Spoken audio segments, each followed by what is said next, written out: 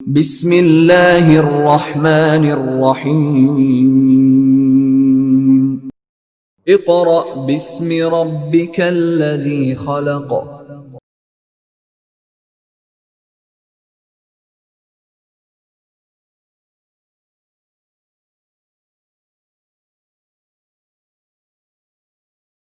Bismillahirrahmanirrahim. Dear parents and students, Assalamu alaikum. In the previous lecture, we started the chapter number 2 of our book, which was related to GW Basic. We have talked about GW Basic commands and statements. We also talked about the IDE of GW Basic, in which we write, edit, save, execute and load our program. आज के lecture में बेटा हम start कर रहे हैं structure of basic programme. ये हमारा वर्क फॉर डे 3 है। वर्क फॉर डे 3 में हमने 2 टॉपिक्स को कवर करना है, स्ट्रक्चर ऑफ बेसिक प्रोग्राम और दूसरा होगा कैरेक्टर सेट ऑफ बेसिक। एक तीसरा टॉपिक, छोटा सा टॉपिक है रिजर्व वर्ड्स का, वो मैंने बोर्ड पे नहीं लिखा, वो मैं आपको वैसे ही बुक से रीड करवा दूंगा क्योंकि उसमें 3 से 4 लाइनें हैं, वो हम बुक से रीड करेंगे। आज का लेक्चर हमारा कंप्लीट थ्योरेटिकल होगा। आज कोई प्रैक्टिकल वर्क इसमें शामिल नहीं है। वो इसलिए शामिल नहीं है क्योंकि जो प्रैक्टिकल वर्क आज के लेक्चर में शामिल था वो हम पिछले लेक्चर में कर चुके हैं, बल्कि कुछ ज़्यादा ही कर चुके हैं। तो कुछ चीज़ें रिपीट होंगी आज के लेक्चर में जो आप प्रैक्टिकली भी देख चुके हैं, ठीक है।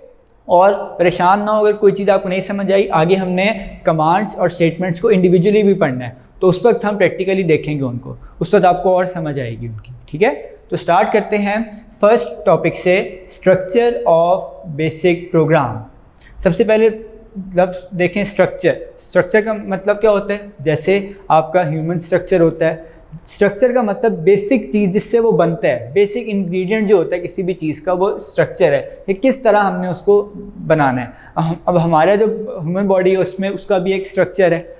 अब स्ट्रक्चर से हमें पता लगता है कि ये किस तरह सारा सिस्टम चलेगा, ठीक है। अब हमने इस स्ट्रक्चर में ये पढ़ना है बेसिक के कि कौन कौन से वो रूल्स हैं या कौन कौन सी ऐसी चीज़ें हैं जो हम फॉलो करेंगे तो फिर हम बेसिक में ईजीली काम कर सकते हैं, ठीक है। तो स्टार्ट करते हैं। इसलिए मैंने रूल्स लिखा है इधर, बुक में भी उसने रूल्स लिखा हुआ है कि रूल्स क्या हैं बेसिक प्रोग्राम लिखने के। आपको पता है हर चीज़ के रूल्स बहुत ज़रूरी हैं। आपके मुल्क में भी रूल्स बनते हैं, हर अपने इदारे के, इंस्टीट्यूशन के, स्कूल, कॉलेज, यूनिवर्सिटी तक तकरीबन तमाम, बल्कि घर के भी बेटा कुछ रूल्स होते हैं। उन रूल्स को फॉलो करते हुए सब चलते हैं, ठीक है। तो इसीलिए रूल्स बनाना बहुत ज़रूरी है। अगर हम रूल्स नहीं बनाएंगे तो फिर अपनी मर्ज़ी से कोई काम कर सकता है, ठीक है। तो इसीलिए रूल्स बनाना बहुत ज़रूरी है। तो स्टार्ट करते हैं। नंबर 1 रूल, टोटल 6 रूल्स हैं आपके पास, ठीक है। मैंने इनके बस की वर्ड्स लिखे हैं या शॉर्ट वर्ड्स में मैंने इनको बताया है, बाकी हम सारा बुक से पढ़ेंगे, ठीक है। तो स्टार्ट करते हैं। सबसे पहला है बेटा लाइन नंबर। ये हमने पढ़ा था लास्ट लेक्चर में। लाइन नंबर कहाँ होता है? सबसे पहले हम लिखते ही लाइन नंबर है एक्सट्रीम लेफ्ट साइड पे, ठीक है। मैंने पढ़ाया भी था आपको लाइन नंबर, ज़्यादातर हम 10 से शुरू करते हैं। इसकी हमने रेंज भी पढ़ी थी, फ्रॉम 0 to 655 to 9। ये हमने पिछले लेक्चर में पढ़ लिया था, ठीक है।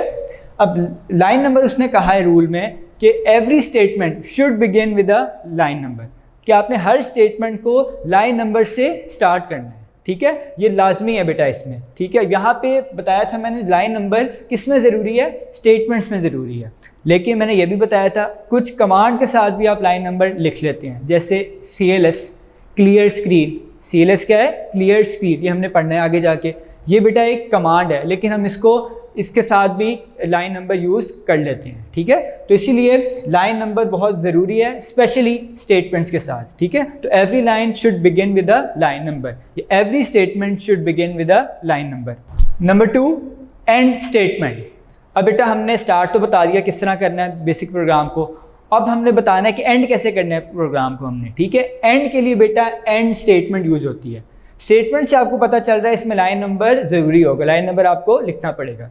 उसने कहा है कि आपको अच्छी प्रैक्टिस है, ये मैंने आपको शायद पिछले लेक्चर में बताया था जब मैं प्रैक्टिकल करवा रहा था, कि एक अच्छी प्रैक्टिस है कि आप अपने हर प्रोग्राम को एंड स्टेटमेंट से एंड करें, मतलब एंड स्टेटमेंट से एंड करें। मतलब एंड स्टेटमेंट लिखें ताकि वो प्रोग्राम आपको भी पता चले और जो देखने वाला प्रोग्राम किसी को आप दिखा रहे हैं उसको भी पता चले कि ये एंड हो रहा है। अच्छी प्रैक्टिस है बेटा ये, ठीक है। लेकिन उसने आखिर में भी ये कहा है कि इट इज़ नॉट मैंडेटरी, मतलब ये लाजमी या कंपल्सरी नहीं है।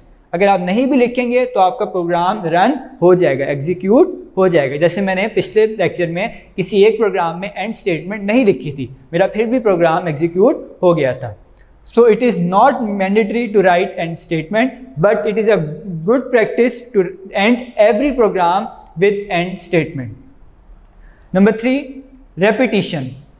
Repetition of line number is not allowed, मतलब आप लाइनों को बेटा लाइन नंबर्स को रिपीट नहीं कर सकते। रिपीट का मतलब दोबारा वही लिख दें। जैसे हमने पिछले लेक्चर में देखा था कि आप ये नहीं करेंगे कि लाइन नंबर 10 उसके बाद फिर लाइन नंबर 10 लिख दें। जो दूसरी लाइन नंबर 10 होगी वो पहली को ओवरराइट कर देगी, जो भी उसमें डेटा आपने लिखा होगा। हमने ये पढ़ा भी था कि reuse of line number is not allowed, मतलब अच्छी प्रैक्टिस नहीं है, उससे आपका डेटा लॉस्ट हो सकता है। ये हमने शॉर्ट क्वेश्चन भी देखा था, ठीक है। रीयूज नहीं करना आपने, मतलब रिपीट नहीं करना अपने लाइन नंबर्स को। नेक्स्ट है बेटा यूज ऑफ कॉलन। ये भी हमने पिछले लेक्चर में देख लिया था कि अगर आपने बेटा 2 स्टेटमेंट्स लिखनी है एक ही अपने पूरी लाइन में, एक ही लाइन में 2 स्टेटमेंट्स लिखनी है, तो फिर आपको क्या यूज़ करना पड़ेगा? Colon. Use of colon rule है बेटा, नंबर 4 रूल, ठीक है। कि आपने, अगर हमने पिछले लेक्चर में देखा भी था, हमने एक प्रोग्राम में किसी में इनपुट स्टेटमेंट एक ही हमने लाइन में लिख दी थी, ठीक है। हमने ये भी देखा था कि कितनी रेंज होती है, 255 कैरेक्टर्स होने चाहिए एक लाइन में, ठीक है। तो हमने क्या किया था, हमने एक ही स्टेटमेंट, मतलब 2 स्टेटमेंट्स ही हमारी, उनको हमने एक ही लाइन में लिख दिया था, ठीक है। उसके बाद नंबर 5 है वेरिएबल्स। वेरिएबल्स बेटा वैसे आपका वर्क फॉर डे 4 का टॉपिक है, लेकिन थोड़ा सा उसने बताया हुआ इसमें। वेरिएबल्स से बाद उसने बताई है कि आप वेरिएबल्स विदाउट डिक्लेरेशन यूज़ कर सकते हैं। अभी वेरिएबल्स को डिक्लेयर कैसे करते हैं वैसे ही आपका नेक्स्ट टॉपिक है, लेकिन मैं आपको थोड़ा सा हिंट दे देता हूँ कि उसने कहा है कि आप वेरिएबल्स को बगैर डिक्लेयर किए। डिक्लेयर का मतलब क्या होता है? वैसे डिक्लेयर का मतलब ऐलान करना या कोई आप चीज़ बता दें पहले से, उसको डिक्लेयर करते हैं, ठीक है। जैसे एसेट्स डिक्लेयर होते हैं, असाथ से अपने डिक्लेयर करता है कोई, कि बता देता है कि मेरे ये चीज़ें मेरे पास हैं, इस तरह आप डिक्लेयर समझ लें। यहाँ डिक्लेयर का मतलब ये है बेटा कि फ़र्ज़ करें आप किसी प्रोग्राम में यूज़ कर रहे हैं वेरिएबल इनपुट A, B। ये मैंने एक स्टेटमेंट लिखी है, लाइन नंबर 10 में चले मैं लिख देता हूँ, आपको इस तरह समझ आएगा। लाइन नंबर 10 में क्या लिखा है मैंने? Input A, B। अब बेटा यहाँ मैंने वेरिएबल को डिक्लेयर नहीं किया, यहाँ मैंने वेरिएबल को अभी फ़िलहाल डिफ़ाइन किया है। मैंने क्या किया? वेरिएबल को डिफ़ाइन किया है और मैंने साथ इनपुट भी लिख दिया है। इसका मतलब कि ये कौन करेगा? नंबर्स A और B इनपुट यूज़र करेगा। इनपुट स्टेटमेंट होती ही यूज़र के इनपुट के लिए, मतलब यूज़र इनपुट करेगा तब आप ये प्रोग्राम रन होगा, ठीक है। अब अगर मैं इस तरह लिख दूं, इनपुट की बजाय मैं इस तरह लिख दूं बेटा A इज इक्वल टू 10 और लाइन नंबर 20 में लिख दूं B इज इक्वल टू 20, ठीक है। ये मैंने क्या किया बेटा? मैंने वेरिएबल्स को डिक्लेयर किया। ये जो है ना दोनों चीज़ें, ये मैंने असल में वेरिएबल्स को क्या किया बेटा? डिक्लेयर किया। डिक्लेयर का मतलब क्या है? मैंने पहले ही उसको प्रोग्राम को A की वैल्यू बता दी है। मैंने पहले ही बता दिया कि A की वैल्यू क्या है? 10 और B की वैल्यू क्या है बेटा? 20। तो बेटा मैंने दोनों वेरिएबल्स की वैल्यू पहले से डिक्लेयर कर दी है, ठीक है। उसने कहा है कि आप बेसिक में वेरिएबल्स को विदाउट डिक्लेरेशन यूज़ कर सकते हैं, ठीक है। विदाउट डिक्लेरेशन मतलब आप इसको A इज इक्वल टू 10 और B इज इक्वल टू 20 ना भी लिखें तब भी ये प्रोग्राम रन होगा, ठीक है। अब आप कहेंगे सर आपने इनपुट स्टेटमेंट में यूज़ की थी। तो इनपुट स्टेटमेंट है वो प्योरली बेटा यूज़र से नंबर इनपुट करवाने के लिए, ठीक है। अगर आप चाहते हैं कि यूज़र नंबर इनपुट ना करे, आप कोई कांस्टेंट वैल्यू दे दें। कांस्टेंट भी हमने आगे जाके पढ़ना है, जिनकी वैल्यू चेंज नहीं होती during the execution of the program, और वेरिएबल्स ऑपोजिट होते हैं जिनकी वैल्यू चेंज होती है during the execution of the program. तो जो वेरिएबल्स हैं उनकी वैल्यू चेंज होनी है, वो प्रोग्राम के दौरान होगी और आप उनको विदाउट डिक्लेरेशन भी यूज़ कर सकते हैं। लास्ट पॉइंट है फिजिकल अपीयरेंस ऑफ स्टेटमेंट्स।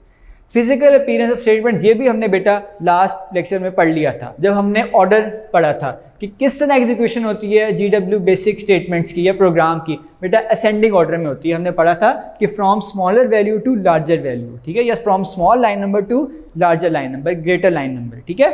अब यहाँ पे वो कहता है फिजिकल अपीयरेंस ऑफ स्टेटमेंट्स, कहता है physical appearance of statement does not matter.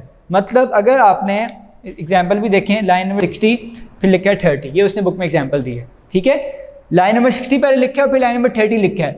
उसने कहा ये मैटर नहीं करता क्योंकि GW बेसिक ने हमेशा एग्जीक्यूशन किस तरह करनी है, असेंडिंग ऑर्डर में ही करनी है। मतलब पहले 30 एग्जीक्यूट होगा और फिर 60 होगा, पहले 30 होगा और फिर 60 होगा। मैं इसलिए एरो लगाया है, एग्जीक्यूट पहले हमेशा 30 होगा, चाहे आप 60 फर्स्ट लाइन में भी लिख दें, फिर भी एग्जीक्यूट हमेशा असेंडिंग ऑर्डर में होगा, ठीक है। तो ये बेटा 6 रूल्स है जो हमने अभी पढ़े हैं GW बेसिक प्रोग्राम का, उसके स्ट्रक्चर है असल में ये, ठीक है। तो अब हम बुक से रीड करते हैं। 2.4 page number 15, structure of the basic programme. Every basic programme should follow the following rules. Number 1, every program statement must begin with a line number. ये मैं आपको समझा भी दिया, बता भी दिया, सारा मैंने आपको एक्सप्लेन किया, ठीक है। Number 2, it is a good practice to end every basic program with an end statement. ये भी बताया था, अच्छी प्रैक्टिस है कि आप हर प्रोग्राम को, बेसिक प्रोग्राम को एंड स्टेटमेंट से एंड करें, ठीक है, या क्लोज करें।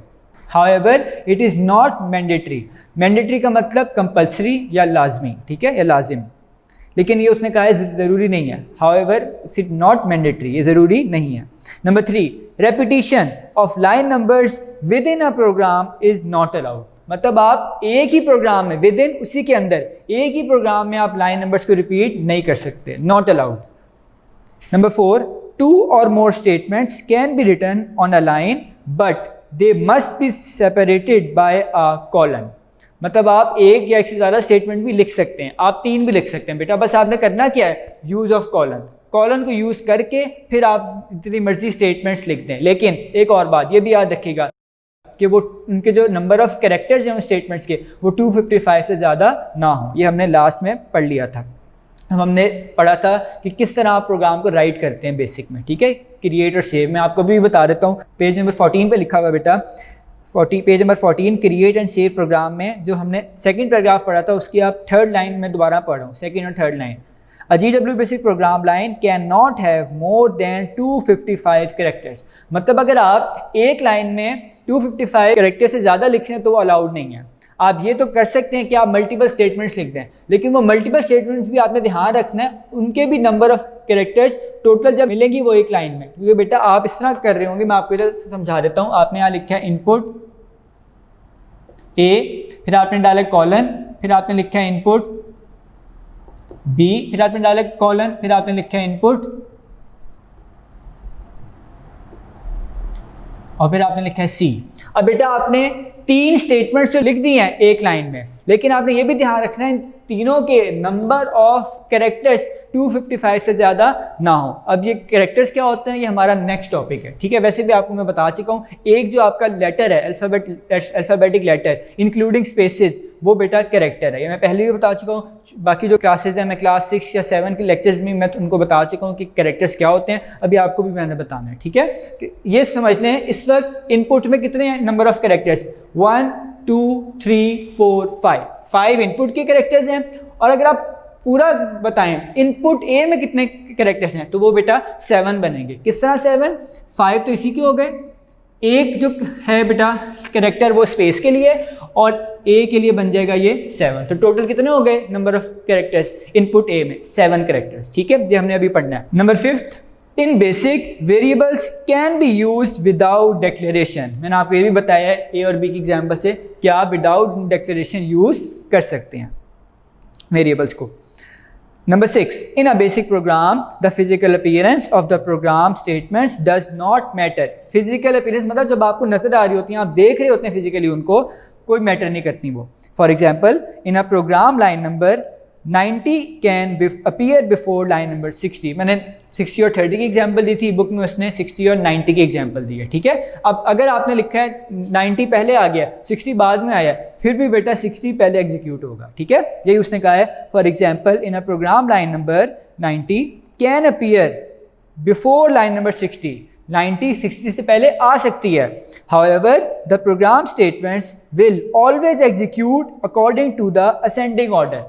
मतलब हमेशा जो प्रोग्राम की लाइन्स हैं वो एग्जीक्यूट कैसे होंगी, असेंडिंग ऑर्डर से, ठीक है, from small to large value.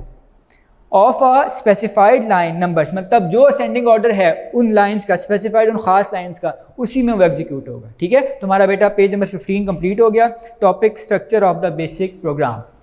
उसके बाद बेटा नेक्स्ट टॉपिक है हमारा पेज नंबर 16 और पेज नंबर 16 और 17 पे भी थोड़ा सा दिया हुआ है, टेबल है असल में वो।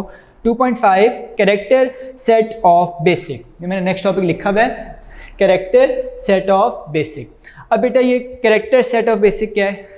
कैरेक्टर तो मैंने आपको थोड़ा सा भी बताया है, जो सिंगल आपके पास अल्फ़ाबेट है या सिंगल लेटर है जो आप लिखते हैं बेसिक में, वो आपका कैरेक्टर है।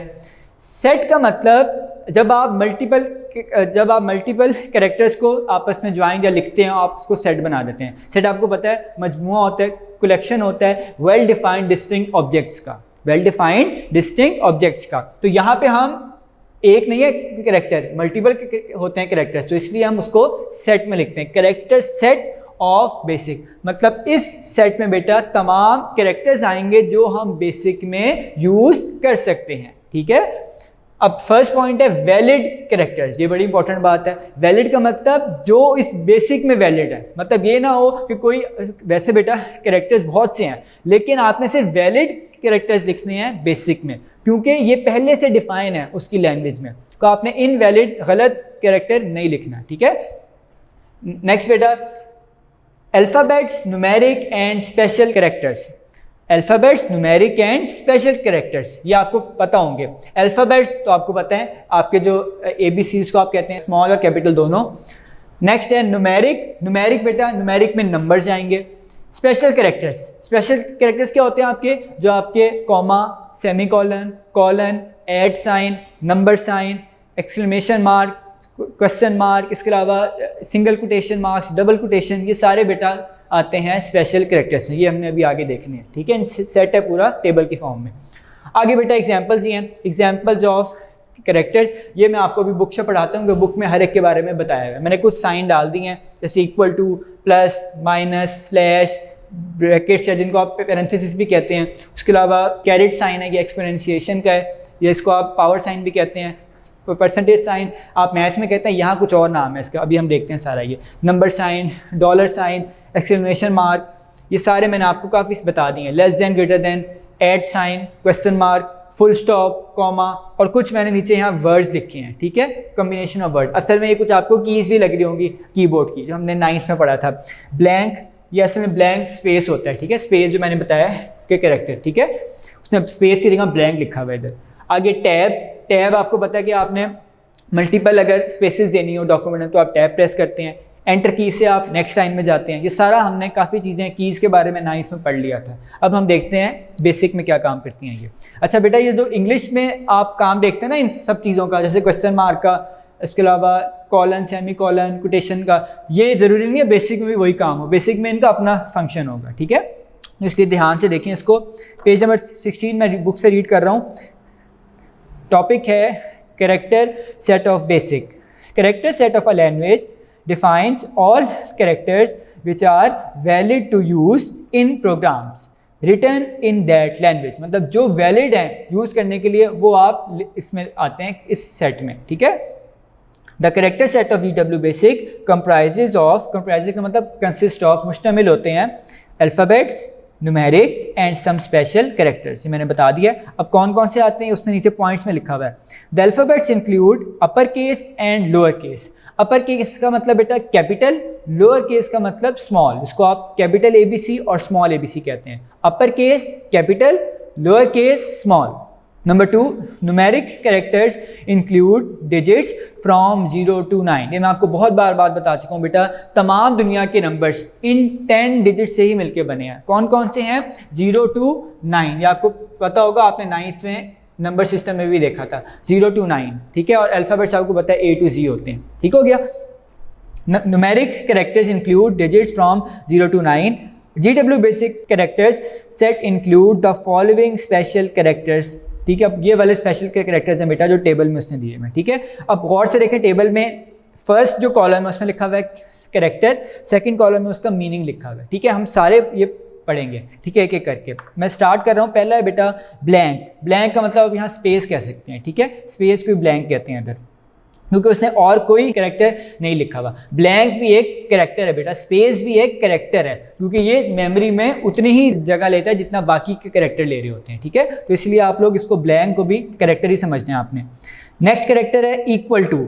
इसका मीनिंग क्या है? इक्वल साइन और असाइनमेंट सिंबल। आपको याद होगा हमारा जो चैप्टर का नाम है उसमें भी असाइनमेंट यूज हो रहा है, असाइनमेंट स्टेटमेंट या असाइनमेंट ऑपरेटर, ठीक है। हमने दोनों पढ़ने हैं इस चैप्टर में। तो ये इक्वल टू का साइन मैथ में तो इक्वल टू है, यहाँ पे इसका मतलब है असाइनमेंट ऑपरेटर। असाइन करते हैं आप इसको वैल्यू, जैसे मैंने यहाँ a इज इक्वल टू 20 लिखा है, इसका मतलब a में जाके 20 स्टोर होगा, मेमोरी में जाके a में 20 स्टोर हो जाएगा, इसलिए मैंने यहाँ इक्वल टू लिखा है, ठीक है। तो यहाँ पे बेसिक में मतलब है इसका असाइनमेंट सिंबल या असाइनमेंट ऑपरेटर भी आप इसको कहते हैं। नेक्स्ट है प्लस। ये आपको पता है प्लस साइन, मैथ में तो पता है, लेकिन यहाँ पे इसका एक और मतलब भी है, स्ट्रिंग कॉन्कैटिनेशन। क्या पढ़ना है इसको? String concatenation. कॉन्कैटिनेट का मतलब होता है बेटा ऐड करना स्ट्रिंग्स को। अब स्ट्रिंग क्या होते हैं? स्ट्रिंग हमने पढ़ना है, हमारा नेक्स्ट लेक्चर होगा टाइप्स ऑफ वेरिएबल्स में और कॉन्स्टेंट्स में, कि स्ट्रिंग वेरिएबल्स और स्ट्रिंग कॉन्स्टेंट। स्ट्रिंग आप ये समझ लें, अगर आपने कंप्यूटर में अल्फ़ाबेट्स को स्टोर करवाना है, किसको? अल्फ़ाबेट्स को। यहाँ तो देखें बेटा मैंने a इज इक्वल टू 20 लिखा हुआ है ना, 20 तो क्या है? नंबर है। अगर मैंने किसी का नाम लिखना है, फर्ज करें मैं लिख रहा हूँ, क्या लिखा है मैंने? अली। अब जो मैंने अली लिखा है ये किस में लिखा है मैंने? कोटेशन मार्क्स में। कोटेशन मार्क किस में आते हैं? कैरेक्टर सेट में।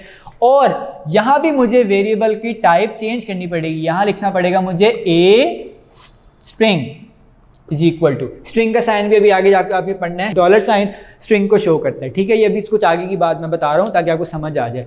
ए स्ट्रिंग इज इक्वल टू, और इन्वर्टेड कॉमा से मैंने लिखा है या कोटेशन में लिखा है अली, क्योंकि मैंने यहाँ अल्फ़ाबेट स्टोर करना है, कंप्यूटर को पता लग जाए कि मैंने इसको अल्फ़ाबेट को कन्वर्ट करना है बाइनरी में या आस्की में, ठीक हो गया। नेक्स्ट बेटा प्लस साइन बता दिया, स्ट्रिंग कॉन्कैटिनेशन बताया मैंने, ये मैं बता रहा था। वैसे अगर मैं बेटा इसको दूसरे को भी चेंज कर दूँ, मैं यहाँ लिख दूँ B string is equal to, आगे हम लिख देते हैं बी स्ट्रिंग में मैंने लिखा है हसन, ठीक है।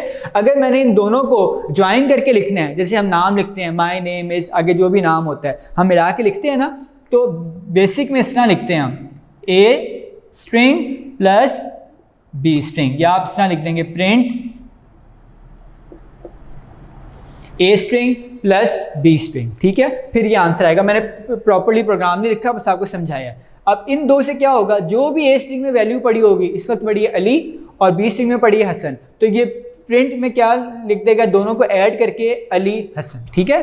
समझ आ गई आपको ये? या हम इसको इस तरह भी कर सकते हैं कि हम इसको किसी तीसरे वेरिएबल में स्टोर करवाएं सी स्ट्रिंग में, और फिर लिखें प्रिंट सी स्ट्रिंग, ठीक है। ये भी हो सकता है, ये ज़्यादा अच्छा वे है लिखने का, ठीक है। अब ये हमने आगे जाके पढ़ना है बेटा सारा ये।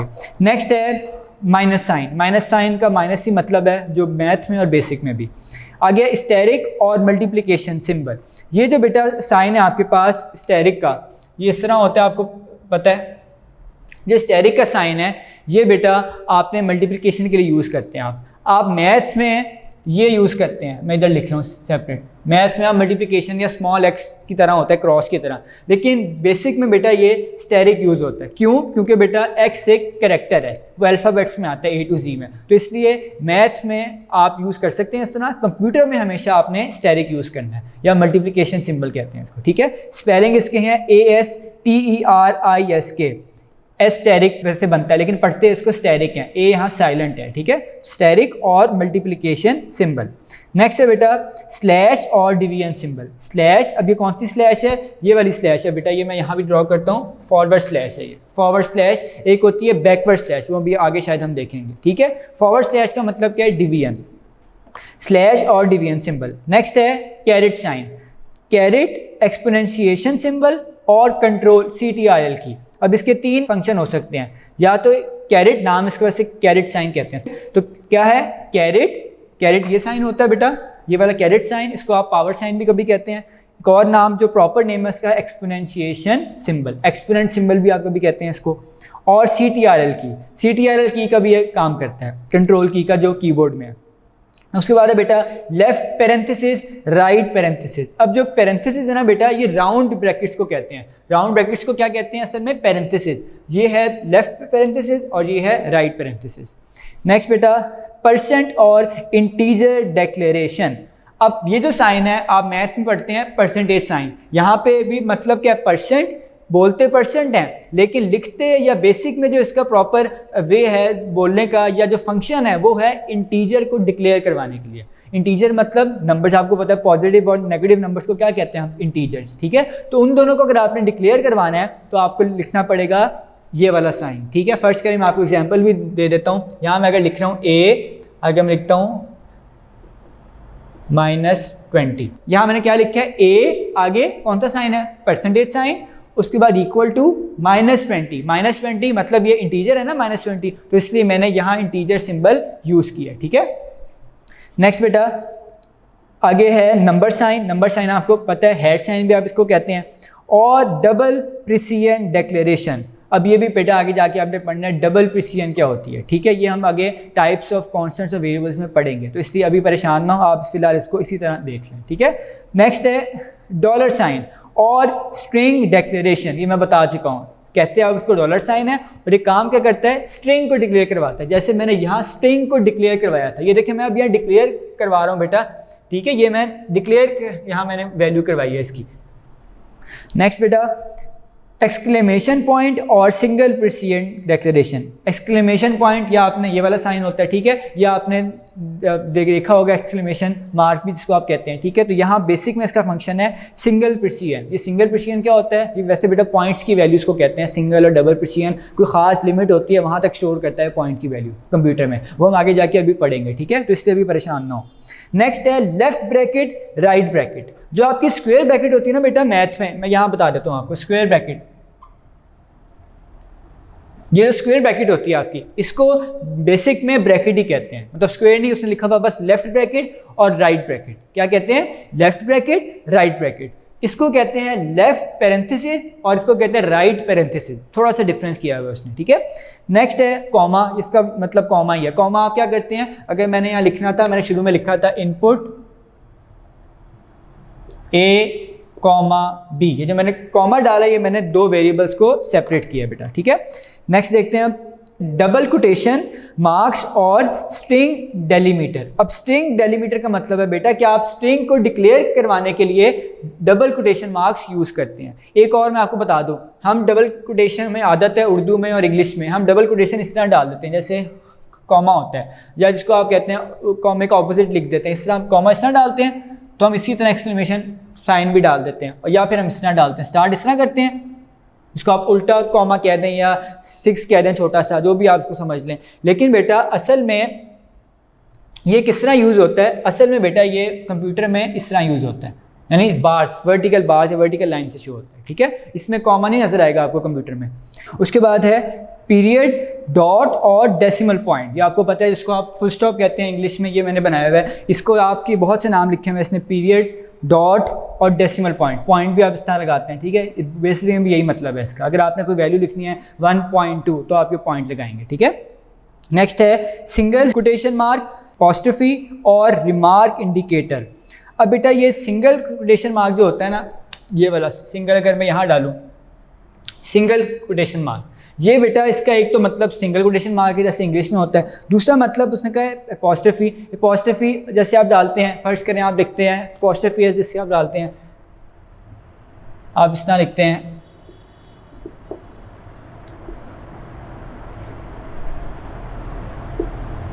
ये जो अपॉस्ट्रोफी डालते हैं बेटा इंग्लिश में, अलीज कार या अली की गाड़ी जैसे आप कहते हैं, तो ये अपॉस्ट्रोफी का मतलब भी है इसके में।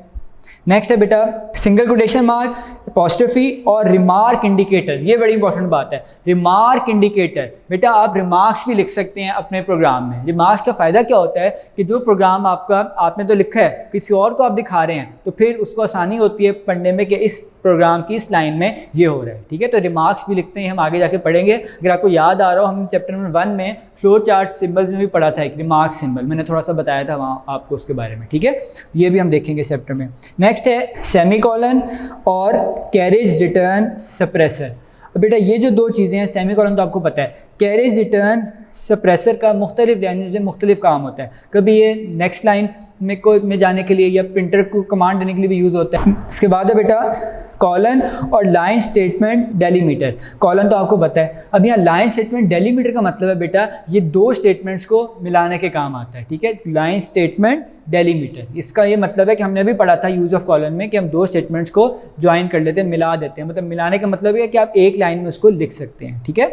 नेक्स्ट है बेटा एम्परसाइंड और descriptor for hexadecimal and octal number conversion.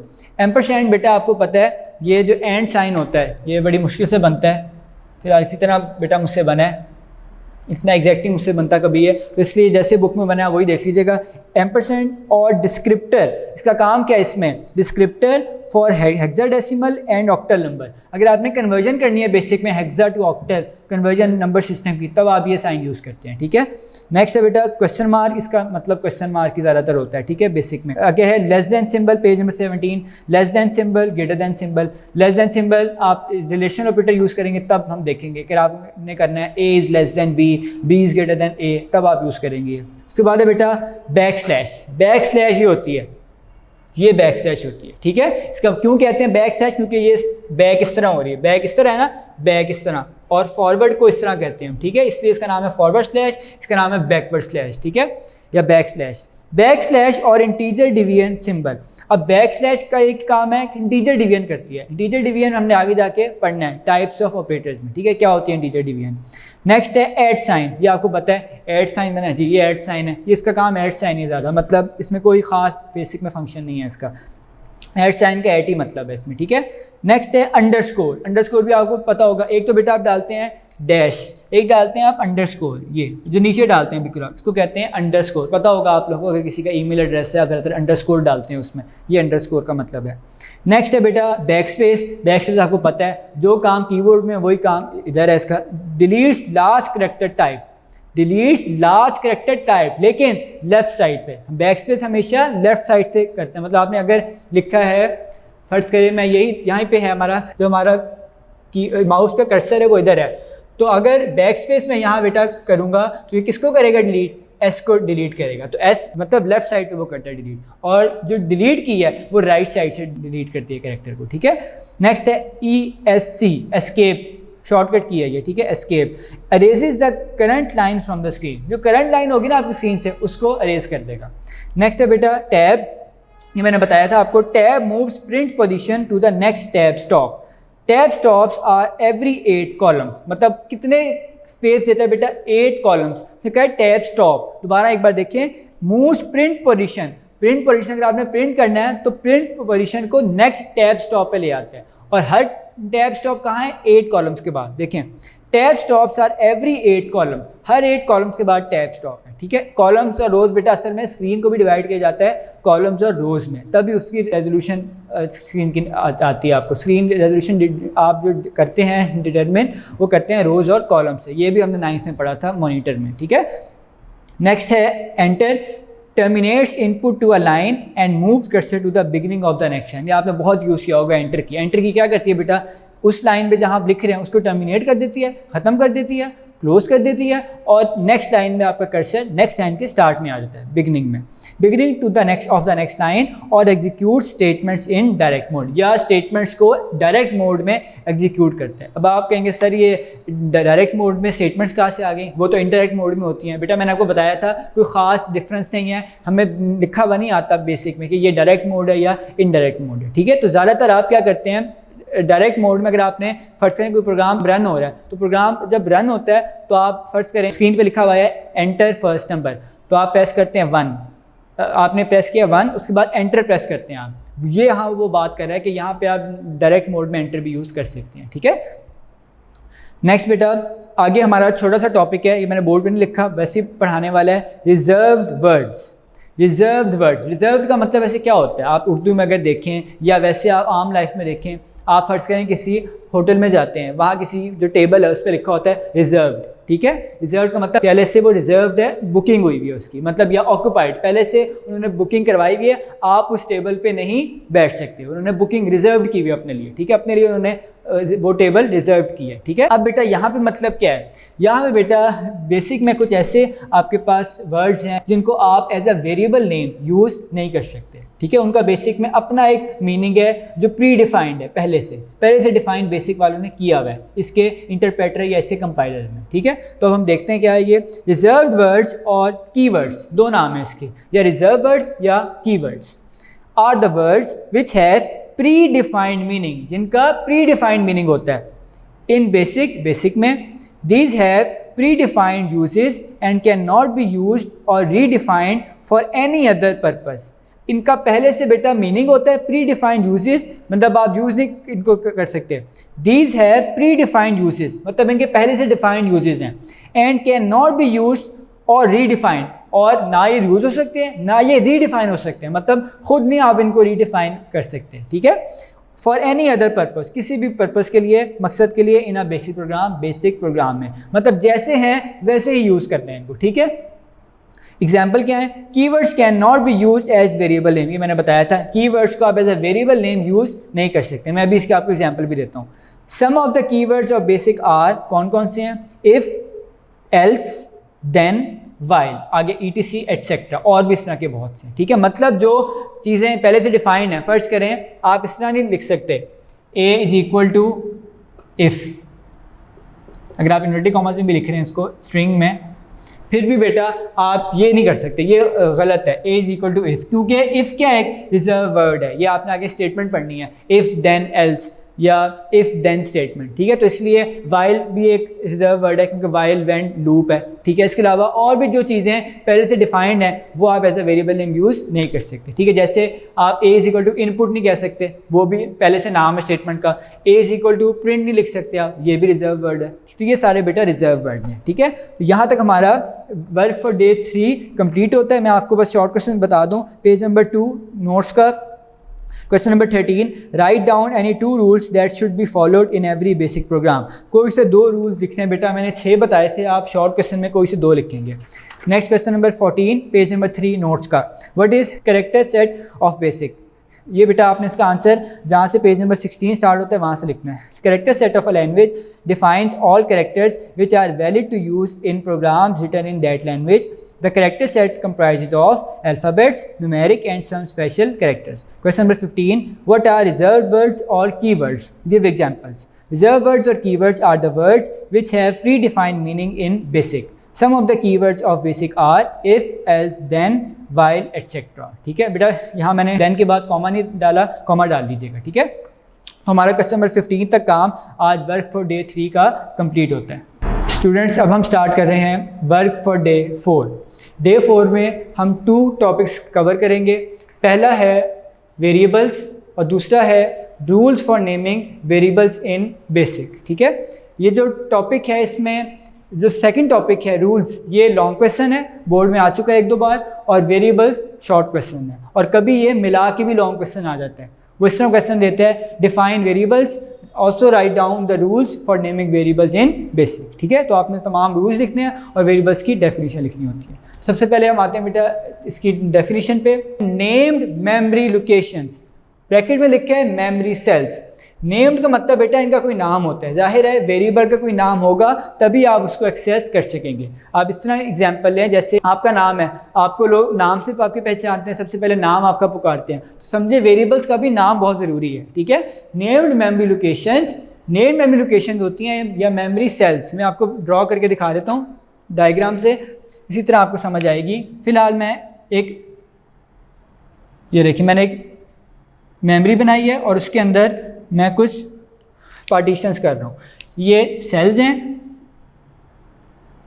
और ये पूरी एज अ होल क्या है, मेमोरी है, ठीक है।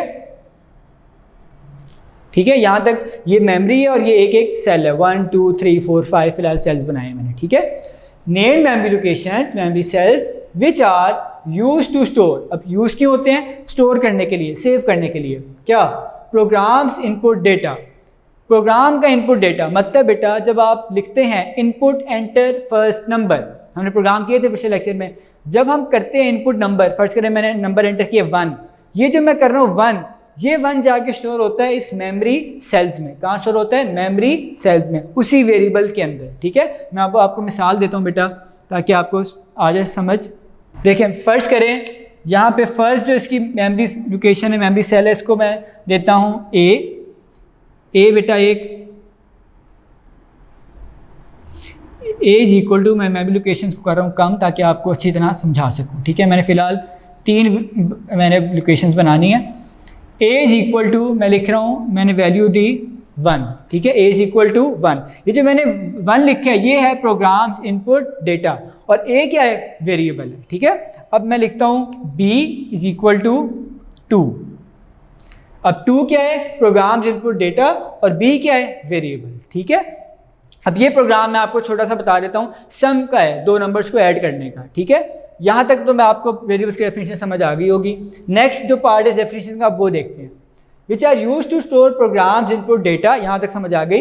एंड इट्स कंप्यूटेशनल रिजल्ट्स, और कंप्यूटेशन रिजल्ट, कंप्यूटेशन बेटा जो उस ऑपरेशन को परफॉर्म करके आएंगे, या जो रिजल्ट है उस प्रोग्राम का वो क्या होता है। ठीक है, अब यहाँ पे रिजल्ट क्या होगा इस प्रोग्राम का? सम एक वेरिएबल है, इज इक्वल टू, आंसर क्या आएगा? 2 + 1। जो वैल्यू है इनपुट डेटा है उसको प्लस किया उसने।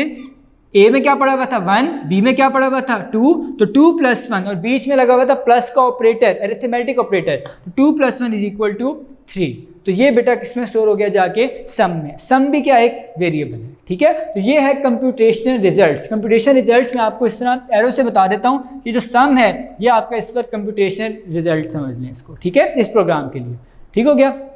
नेक्स्ट बेटा आपके पास डेफिनेशन का लास्ट 3 वर्ड्स रह गए हैं। ड्यूरिंग प्रोग्राम एग्जीक्यूशन, मतलब जाहिर है जब प्रोग्राम रन हो रहा है, एग्जीक्यूट हो रहा है, उसी वक्त ये सारा काम हो रहा होता है। इनकी वैल्यू क्या होती है? चेंज होती रहती है। वेरिएबल्स का आपको पता है, नाम से पता लग गया होगा, वेरिएबल्स वेरी से निकले डिफरेंट। ठीक है, तो named memory locations, memory cells which are use to store programs input data, जो यूज होते हैं प्रोग्राम के इनपुट डेटा को स्टोर करने के लिए। एंड इट्स कंप्यूटेशन रिजल्ट्स, और उनके रिजल्ट्स को स्टोर करने के लिए। कब? During program execution. ठीक है, नेक्स्ट बेटा रूल्स है हमारे, उससे पहले मैं आपको बुक से रीड करवा दूं।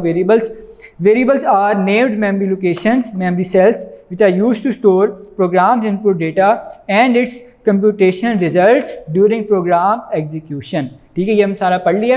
एक बात मैं आपको बता दूं, जो वेरिएबल्स का मैंने बताया था वैल्यू चेंज होती है। वैल्यू चेंज क्यों होती है बेटा? ये इन 3 वर्ड से समझ आएगा आपको। प्रोग्राम्स इनपुट डेटा, इनपुट का मतलब बेटा हमेशा याद रखिएगा, इनपुट कौन देता है? यूज़र देता है। जैसे इनपुट डिवाइसेस आपने पढ़ा था, आप माउस से इनपुट देते हैं, कीबोर्ड से इनपुट देते हैं, तो इनपुट का मतलब है यूज़र ने देनी है। ठीक है, यूज़र कोई भी वैल्यू दे सकता है।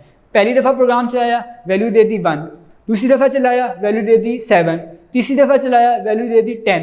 तो ये बेटा जो 3 वैल्यूज चेंज कर रहा है वो बार बार जो यूज़र है, वो बेटा क्या है असल में? वेरिएबल्स में। और ये स्टोर कहाँ होती है वैल्यू? सारी वेरिएबल्स में। ठीक है, नेक्स्ट बेटा, as the name suggests the value of a variable may change during the program execution. ये मैंने आपको बता दिया।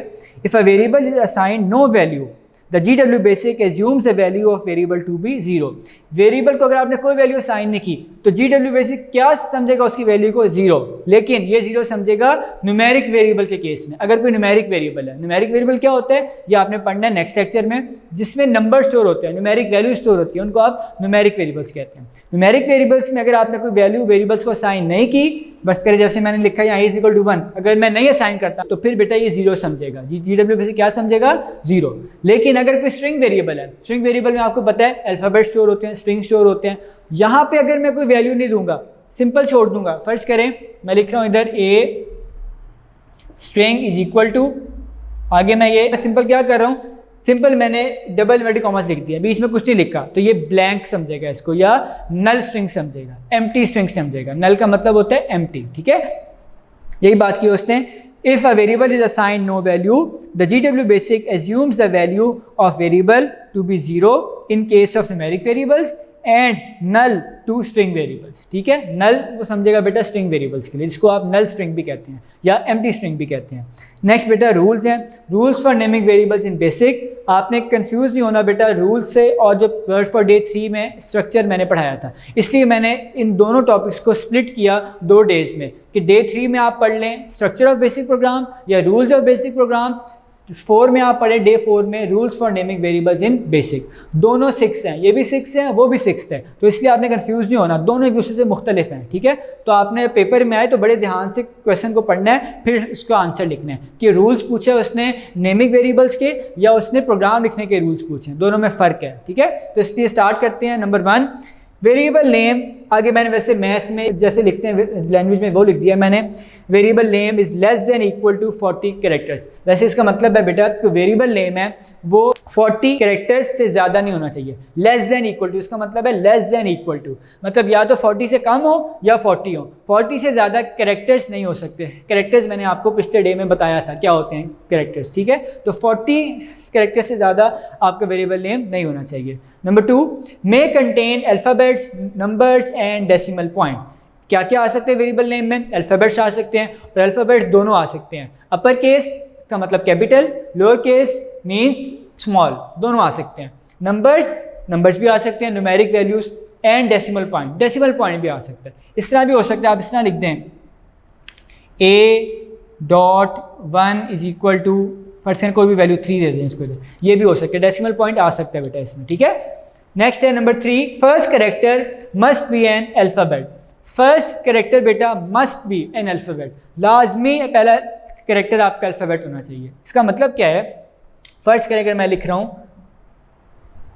1A इज इक्वल टू 3, क्या लिखा है मैंने?